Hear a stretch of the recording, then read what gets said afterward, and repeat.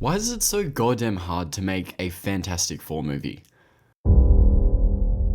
Well, this is something I explored in my last video. We tackled where the FF movies have gone wrong. We looked at the issues with the themes, the tone, the lack of depth and characterization. Additionally, we outlined what makes the FF of the comic so damn compelling, so timeless, a story about family that transcends time and space because every boy deserves a father.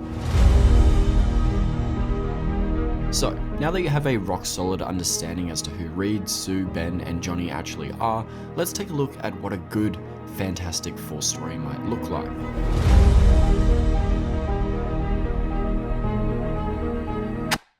Now, I'm not obnoxious enough to believe my way is the be-all and end-all when it comes to the FF. I'm sure people much more talented than me will cook up something amazing this July. Okay. I'm just a guy on the internet who loves these characters. A guy who used to really adore the MCU, someone with an idea on how to neatly weave Marvel's first family into the MCU that 1. Makes sense, 2. Doesn't require the multiverse or reality hopping events to integrate them into this universe, 3. Whilst preserving the continuity of the MCU that they've already established. If anything, I want to build off the continuity they've already established, but we'll get there in a moment. So, what does my ideal Fantastic Four movie look like? Well, I want us to lean into the idea that the Fantastic Four are two things. First, that they are a family. That's straightforward enough. Secondly, that they are explorers. A great Fantastic Four story should balance these two ideas, operate on both an epic, grand, and exploratory scale, as well as interpersonally, intimately. A story that sees our heroes exploring new frontiers within and without. The Fantastic Four are proactive heroes. They're not reactionary and wait for bad shit to happen. They actively look to solve answers, all in their own unique ways, whether that's Reed quite literally solving the answers of the universe or Johnny searching for purpose. They all proactively push the larger story forward, and that agency is what gives the FF title such a kinetic energy, that they are primary movers in their own story. I find it interesting that everything we've seen of First Steps so far agrees with this notion, that we should lean into the family dynamic and the exploration. Have them be proactive, exploring the big sci-fi concepts, but also the more interpersonal aspects that make them tick. That we can explore Galactus and the Silver Surfer, as well as Ben Grimm and his relationship with his identity. It's this synergy of scale and heart that creates something truly fantastic. So, to keep things super clear, here's what we'll do. First, we'll go into casting, and I'll give you guys my ideal FF. I'll additionally touch on some creatives that I want attached to this. Then we'll talk about the state of the MCU and some dead ends I want to borrow from. Whilst doing this, I'll also outline the basic origin of the FF and some issues I have with it, and then, if things go well, we should walk away with a somewhat decent story for the FF in the MCU. So, let's get into casting. What is it we're looking for with casting? Above all, actors and actresses that embody these characters. I must admit, I love the way Dave Eaglesham draws the Fantastic Four, Reed Richards specifically. The notion behind his heroic physique here being that he is both an imposing force mentally, but also physically. He's a hero, he's a leader, and should stand like a leader, act like a leader. There should be a presence to him. I think people have this idea that Reed should only ever be this thin-faced, meek-looking scientist, but fuck dude, is that dated. It just feeds into this notion that he's a hermit stuck away in his lab, that he's not prioritizing his life, that he's not prioritizing eating or prioritizing Sue and the kids, when in the comics, that is anything but the truth. Sure, he has his pitfalls, makes mistakes, he looks at problems a little too largely, that he misses the small things, like picking his son up from school. But man, does the guy try to be a fantastic husband, father, and leader. Because of this, I'm going to double down on Krasinski. Look, I think he made an okay Reed in Multiverse of Madness, but I want to stress this. Krasinski wasn't the issue, the script was. The Reed of the comics would never make these kinds of error in judgments as Reed does in that movie. Black Bolt could destroy you with one whisper from his mouth. Shut the fuck up, dude, you literally spelled out how to defeat him. Anyways, Krasinski aligns heavily with how I've always read Reed. He doesn't need to be a Chad, but he looks like a leader, values his kids, and is stern, laying down the truth unapologetically to those that do or don't want to hear it, even if that happens to be his wife that he's having these hard conversations with. But make no mistake, Reed's sternness doesn't come from some cold, calculated place as most assume. There's a warm undertone to Reed's leadership. The guy's well-intentioned. He just understands the price of making a mistake and is willing to be dry with people when he means business.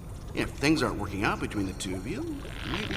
I can think of 14 different ways to seal you in that armor forever. Look at what happened to Ben. Reed's willing to cut to the truth to avoid making any more mistakes. To parallel this, Krasinski in A Quiet Place is willing to be direct and stern with his kids. Similarly, it's not that he's a cold dick, it's that he understands the price of making a mistake, of being wrong. And if we've learned anything so far, that is Reed to a T. A family man that will move heaven and earth to help, that will do anything for his kids. A hero that makes mistakes, but learns from them, tinkers, builds a better life for himself and for his family. Guys, do I have to bother? You know what I'm gonna say here. It's a no-brainer. Emily Blunt is Susan Storm. Look, there's a ton of reasons. One, the convenience of her being the real-life partner of Krasinski can't go overlooked. Having that chemistry on screen will sink us further into the story. We'll believe the romance. Two, Emily has played roles where you don't want to mess with her and roles that embody a more motherly and protective aptitude. Perfect for Susan Storm. 3, she's got experience with action and wire work, a skill that can't go overlooked, very handy for the power set of the Invisible Woman. In other words, we'll believe her as an action star. She'll be convincing and visceral on screen. 4, did I mention she's a badass? 5, she's blonde. Anyways, Emily is Sue beat for beat. Her entire career is just an audition for Susan Storm. She's starred in Disney adventure films, played a mother that's had to roll up her sleeves in A Quiet Place. She's been Mary Poppins and a hero in Edge of Tomorrow.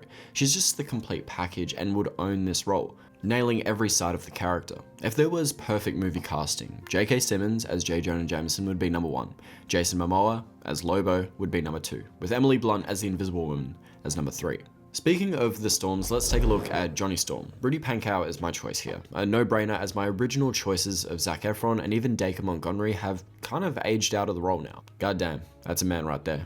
Johnny, as we previously discussed, is a hothead, wears the persona of a careless free spirit, but that's the facade he shows. Deep down, Johnny feels the weight of the expectations he's under, the pressure to be as great as his family around him. His actions to push away responsibility reveals his true desires for purpose, agency, and a sense of belonging amongst his family, amongst those he cares for.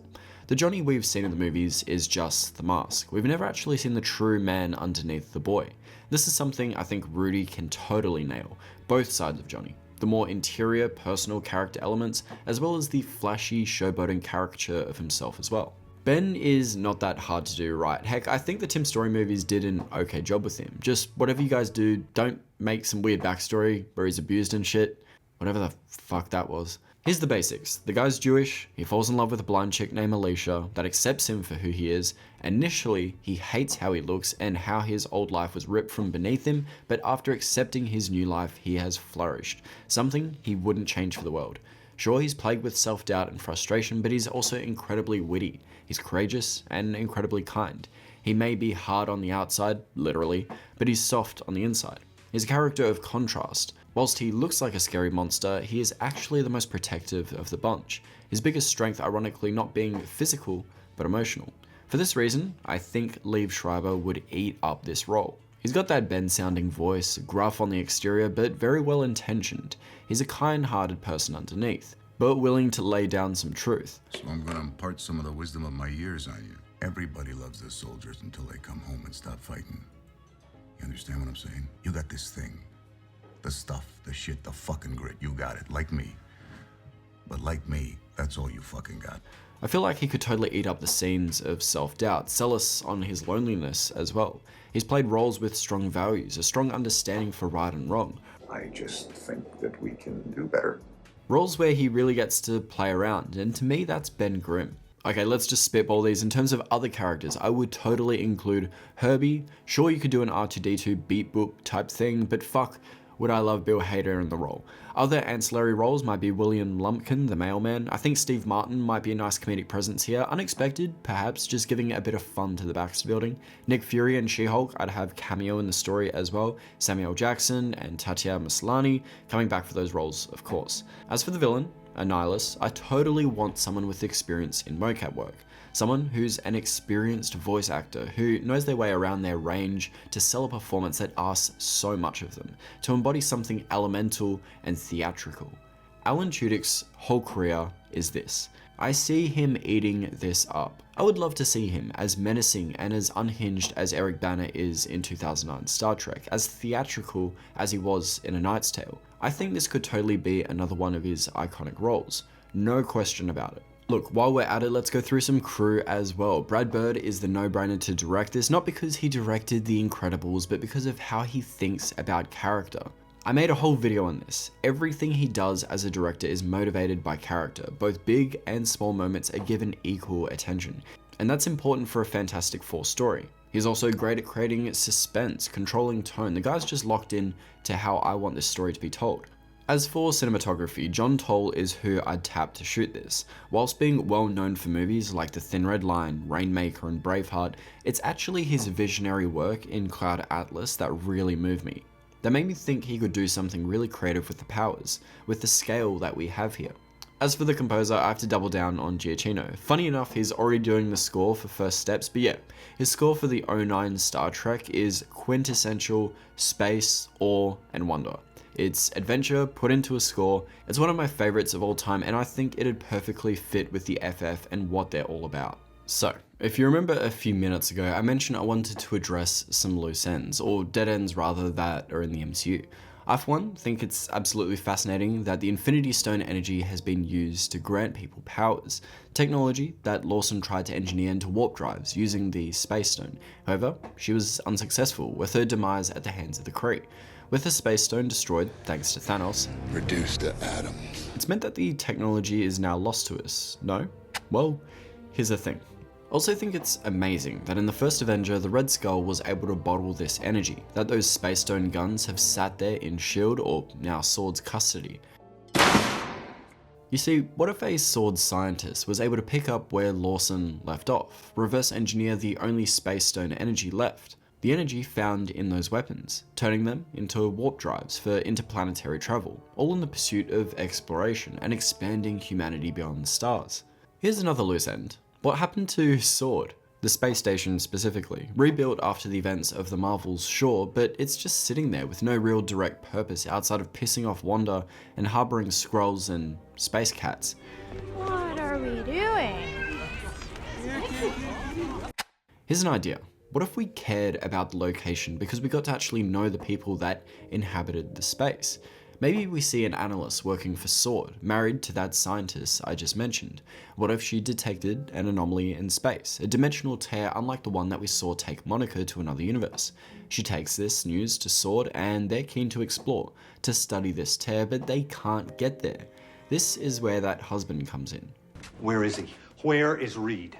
So, he gets a knock on his door. They want to integrate his experimental warp core into a Quinjet built for deep space. But he's a scientist, not a pilot. But he knows the right man for the job. An old friend of his, a retired S.H.I.E.L.D. pilot that stepped away from S.H.I.E.L.D. after the events of the Winter Soldier. The one pilot that survived the Winter Soldier's wrath on the deck of the Triskelion. He remembers that day thanks to a stone rubble necklace that he carries. The pilot meets for food with the scientist convincing him to fly one last mission. Reluctantly, the pilot agrees. Picking up with the scientist and the pilot taking a shuttle to the S.W.O.R.D. space station, we see the pilot in awe of how things have developed at S.H.I.E.L.D., now S.W.O.R.D. Once the two arrive at the station, they're greeted by his wife's younger brother, who's checking them off. The scientist, surprised and a little confused as to how the brother-in-law got the job. The brother states that his sister helped him out and got him this gig as a security officer. We see the brother bailing on his duty, his responsibility to follow the scientist and the pilot around. Now we pick up with the analyst. She's about to step into some of the higher-ups offices when she hears them talk about plans to scrap the mission. That they just want the warp drive technology, to weaponize it. Something consistent we've seen S.W.O.R.D. do. Something consistent we've seen S.H.I.E.L.D. do. Just to pause for a moment, an issue I have with the comic book origin is how sure, buddy, it all sounds. Like, imagine you're on a night out and someone comes up to you and says, yeah, so I broke into an aerospace facility. Whoa, what? And stole a rocket. Wait, what? Yeah, I brought my wife and her little brother too. Now, if you didn't call bullshit on that story, then you'd probably assume that the wife or the brother were important to the mission in some kind of way. And you'd be left dumbfounded that, nah, he just wanted to bring them along. My revisions to this origin keeps the general beats intact, but updates the less believable elements of this story. Each character now has a purpose and a reason to actually be there. A scientist, an analyst, a pilot, and a security officer. They still steal the shuttle, but under entirely different circumstances. Sword or Shield have been shown in the MCU that they can't be trusted, that they're always weaponizing something, and now this has been shown to our characters. So this is a nice way to lean into that and propel our heroes forward. Characters that don't have sinister motives, that don't want their inventions exploited. So, the analyst now has a choice: passively pretend nothing has happened, or actively warn her husband and the pilot what Sword plan. She chooses the latter. After meeting up with her husband, she embraces the pilot, a friend of her husband she hasn't seen for a short while. She also asks what her brother's doing here, that he should be at the hangar, doing his job. But this isn't a priority right now, as bigger issues are afoot. The analyst lets her husband know that Sword planned to weaponize the warp core. The four decide on a course of action. The scientist is hesitant, not sure if the warp core is ready just yet, but it's either now or never. The window though is closing. The pilot saying, "We didn't come here for nothing." The younger brother egging on that excitement, saying he can totally get everyone cleared through the hangar. So the four sneak their way on board the experimental shuttle and leave slowly. A security notice obviously goes off at the bridge and alerts the higher-ups to the unauthorized entry, but the four go through with it anyway. The pilot's skills really coming out here, maneuvering the shuttle, evading pursuing Sword shuttles, all before the scientist engages the warp drive, disappearing into space. Okay, look, you see, here's another thing that doesn't really work about the FF origin. It's dead space narratively, dead time narratively. What do I mean by this? Well, it takes about 30 to 40 minutes of screen time to go by before anything starts to change for our characters. They're just kind of stagnant. Essentially, if we were to do a Fantastic Four movie and make it comic accurate, we would waste so much time telling the origin story before we can actually start to tell a proper story. If we look at the bare bones of it all, the origin doesn't change our heroes much as characters. It doesn't dramatically change their worldview like Batman or Spider-Man's origins do. This is a sentiment shared by a lot of FF fans and something Patrick Willems mentioned in his FF video, that they were a family and explorers before the accident, and they're a family and explorers after. Additionally, the original origin is missing a strong narrative pull to our antagonists, something that's fine for a comic, but not for a 2-hour narrative. In other words, there's no reason for our heroes to be personally involved in defeating our villain if they don't share some responsibility over it being their problem to solve. It's the tension between the protagonist and the antagonist that draws us in. It's this lack of tension we've seen in Marvel movies that lead to really boring films. Where's the conflict between the protagonist and the antagonist? Where's the conflict between these two? Look at the new Captain America. Where's the conflict between these two? There is none. In an FF comic, you can just introduce a nihilist willy-nilly. But within a movie framework, it needs to be tighter than that. But I have a solution. To put it simply, what if the villain created our heroes? What if the heroes created our villain? Here's a question. Has anyone ever actually asked where the cosmic storm came from? The storm that gave the FF their powers in the first place? It's just spontaneously passing through low Earth orbit? Sure. Has anyone ever made the connection that a nihilist possesses a cosmic control rod, an artifact that could create such a storm? Let me double down on this. Let me cook. Maybe our heroes can have a moment of bliss, taking in the beauty of space and all that. After all, they are explorers wanting to explore new frontiers. Arriving at the Terran space, caught between an asteroid belt, they acknowledge it doesn't look like the one seen in the Marvels. It's been forced open from the other side. It's a nihilist using his cosmic control rod. Our heroes approach slowly, but the Quinjet comes under fire as a nihilist fires through the tear. The pilot shows off his skills again, wrapping the jet around an asteroid belt, the hothead of the bunch firing back, much to the dismay of his older sister. This counterattack works a little too well, as the energy surge used to force open the tear backfires on a nihilist's warship, setting up a charge that explodes into a cosmic storm. A storm that fires through the tear, striking our hero's ship. Combined with the space energy found in the warp core, we see the storm mutate our heroes. The scientist holding on as the shockwave hits and stretches him, the brother thrown back, the pilot holding onto his necklace in fear, and the analyst bracing her seat. With a split-second decision by the pilot, he engages the warp core and heads home before the ship completely malfunctions like it's done to a nihilist, the four fading in and out of consciousness. The Quinjet autopilot semi-taking over as it spears past Sword's space station. Nick Fury, seeing this, asks who the hell is flying that jet. Picking up with them crash landing, we dramatically cut. Okay, an issue that I have with villains that are just elemental forces of evil is that if they're done poorly, they're just extremely boring. This is what we saw with Galactus in Rise of the Silver Surfer. There's nothing to him, there was no character, there was no relationship between our heroes and villain. However, this is the secret sauce that other villains, other elemental forces of evil have in spades. Villains like Darth Sidious and Firelord Ozai. There's an emotional connection to these elemental forces of evil. So that's what we need to do with Annihilus. So yeah, making Annihilus the catalyst that created the FF makes perfect sense. We're also seeing our heroes create a relationship with our villain. They've thwarted him once, stopped him from coming to this universe, and these four will feel best equipped to handle this situation, that it's their responsibility. What happened to you happened to me. It's a mess they got themselves into, and it's a mess that they'll fix. Just like in the comics, proactive heroes. Past this point, you can see how the story unfolds. Sword, whilst peeved they stole an experimental spacecraft, can't exactly reprimand them now since they're public figures, survivors of a very public plane crash. Seeing as they're in the limelight and now they have powers, they may need a lawyer that deals with superhero matters, and She-Hulk can get a little cameo, kind of like how Matt Murdock did in No Way Home, maybe giving them some added superhero advice to pick a name before they pick one for you. As for Nick Fury, he likes them, and sets them up in the Baxter building to continue this Warp Core project, a project he tried to crack for multiple years. First with Lawson, then with Selvig, now with Reed Richards. And because Reed Richards is Reed Richards, when he does crack it, Reed is labelled the smartest man alive, the man to crack interplanetary travel. These survivors are put on magazines. They're dubbed the Fantastic Four, Reed specifically being dubbed Mr. Fantastic. Obviously, Susan will be protective of her family, suspicious of this new fame and to Fury's intentions. Looking into him, she discovers, you guessed it, plans to weaponize the successful warp cores, a discovery that distances the Four from Sword, not wanting to be a part of it. Reed and Sue can have a deep and meaningful about how their lives are changing, how everything and everyone is changing. Here we can explore Reed's guilt for what's happened to Ben, never wanting to make another mistake like that again, fueling his obsession to be everywhere, to solve everything. Sue reassuring him that he's already doing enough as it is, to just be present, the scene ending in a sex scene.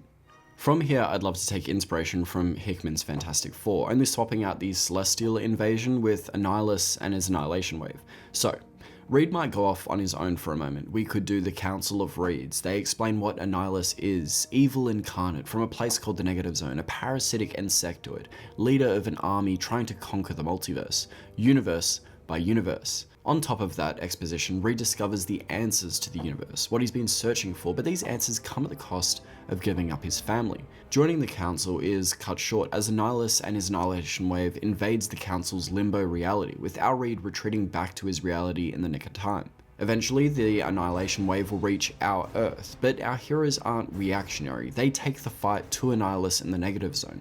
This could also be a great chance for Ben to have some fun, clobbering, really showing off his strength, and Sue going ham as well. Maybe Reed is in some serious danger and that just prompts Sue to deliver the killing blow to Annihilus himself, picking him apart with her powers, really just having fun with just messing him up. Much like Hickman's run, I'd love to see Johnny come to terms with a sense of purpose, confronting his lack of responsibility, making him feel responsible for fixing a problem that he feels he unleashed, perhaps attempting to sacrifice himself in the third act, only for Reed to save him. Tying up the movie, our heroes are firmly established at the Baxter building. They've disconnected from S.H.I.E.L.D., they're famous, they're explorers, and they're a family that is about to grow by one. Johnny and Ben can be eating morning breakfast, about to be joined by Reed and Sue, who are taking a while to get out of bed. We see her exit her ensuite bathroom with a pregnancy test, telling Reed she's pregnant. And cut. So yeah, what we've been able to do is tell a Fantastic Four story that does a few things. A story that makes the origin an imperative part of our heroes and our villains' stories. The villain feels integrated into the origin without changing the core beats of how those events come about. If anything, he becomes the catalyst for why those events come about. It also simplifies things, manages to build off the pre-existing MCU canon without needing them to come from another universe. They are this universe's Fantastic Four, not some variants. Speaking of the MCU, we've also managed to slip in She-Hulk, a mainstay of the Fantastic Four and occasional member. Now, teasing this connection is a brilliant way to build out the FF's larger involvement with the wider Marvel Universe. Maybe in a future movie we can see mainstays like Spider-Man and the Future Foundation built out too. Speaking of the future, we're ending with Franklin Richards, setting him up for his important role to play in the FF's future. Now I know, I was pretty detailed with the origin part, the first act, but I kind of feel I had to. I feel I had to justify how this can all work, how we could tell a version of the FF origin that feels fresh, yet true to the source material. One that feels layered with pre-existing MCU lore, locations, and characters, and an antagonist that feels integrated as well. The catalyst for all this unfolding. Someone our heroes feel responsible for, their problem to solve, their fight to finish. I love that the beauty of these characters is that they were created around such timeless themes. Family and hope of a better tomorrow. It makes me excited to tell a story that leans into the craziness of the negative zone, that we get to lean into the FF being explorers, heroes that aim to push the needle forward for humanity. We see this with Reed and the Council, being able to explore ideas of duty versus family, what being a great man means, and the cosmic existentialism of seeing multiple hymns lose their realities to Annihilus and his annihilation wave. But you see, Reed comes to a sobering realization. Growth in understanding that the mind without a heart means nothing. A life where he must give up his family means nothing. He makes the choice to choose his family rather than solve everything. The ironic development of this choice to choose his family over the Council is that that's what the Council was missing.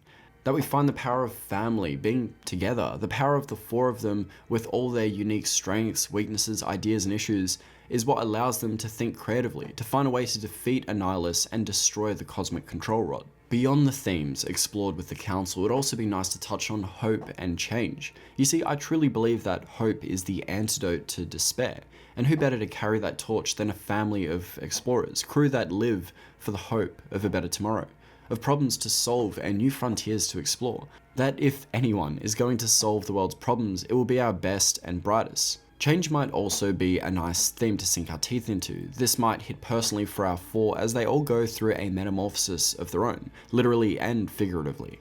I like the idea that they approach insurmountable odds with curiosity, a challenge that hasn't been solved before, approaching it at a different angle. It's what will separate our FF from all the other variants to come before, that they cracked what others could not.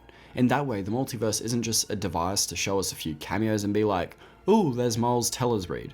It's actually a way for the story to illustrate what separates our heroes from the others, what makes them special, what makes them worth following. So yeah, that's how I'd tell a good Fantastic Four story. If we're doing an end credit scene, and let's be honest, it's Marvel, of course we're doing an end credit scene, I would totally cut back to Sokovia. It's 2015. A man with a backpack and a hooded jacket is walking through the snow to the lip of a cliff edge to see the view. We see his face obscured by bandages, his eyes displaying a shocked reaction to see part of the city missing, a crater left. We see the man start to walk towards the castle still left at the top of the hillside. Inside the castle, we see the Ultron drone's eyes light up green, zooming out as we see him tinkering into the night, and cut. So yeah, this is setting up Doom. The idea that I have behind this is that Doom studied at school with a young Reed in the US. Experiment went wrong, he got messed up, and retreated back to Sokovia only to find the Avengers who devastated the place. He takes control of the castle and the Ultron drones, creating his famous Doombots. They help him rebuild the small nation, and the people love him for it. In a future Avengers or Fantastic Four movie, he'd be the big bad that we work towards, seeding little mentions of Sokovia being renamed to Latveria in news reports, or maybe even the Wakandans, mentioning another powerful sovereign ruler emerging. So, how's that? How would you make this story better? How would you tell a fantastic Fantastic Four story? Who would you cast? How would you build out their world? Who would they meet? Who would they fight? Who would they face? Sound off below because damn am I excited to hear your thoughts on this one. Now if you guys dug the video, a like, a follow, a share goes a really long way. If there's any other good, bad recommendations you guys want, let me know and I'll see you guys in the next video. Ciao. Alright, it's been a while since I've talked to the camera, so long I've actually forgotten how to use this thing, but I've got it working. Now I hope you guys dug some of the visuals that I used for this video. Basically how I did it is I photoshopped the scene into a still frame, and then I used an AI program to make it move. So there's not much AI actually involved, it's mainly just Photoshop, and then I use an AI program to move the image and make it look like it's in a 3D space. But yeah, if you want any of those concepts, any of those still frames, they'll be on my Patreon in a big folder. If you want the poster, that'll also be in that folder. With that being said, I need to thank my Illuminati Patreon members for supporting the channel. Members like Alexis, RJ, Ben, Braden, Cameron, Mr. CCS, Crafting, Christos, Carson, Daniel, David, Derek, Draco, Jared, Lance, Sasha, The Bias, Ziggy, Amir, Bruce Wayne, Marrakid, 12Cat, Fred, The Human Rocker. I appreciate all of you guys. You're all fantastic. Thank you so much for supporting the channel. With that being said, I will see you guys in the next video. You!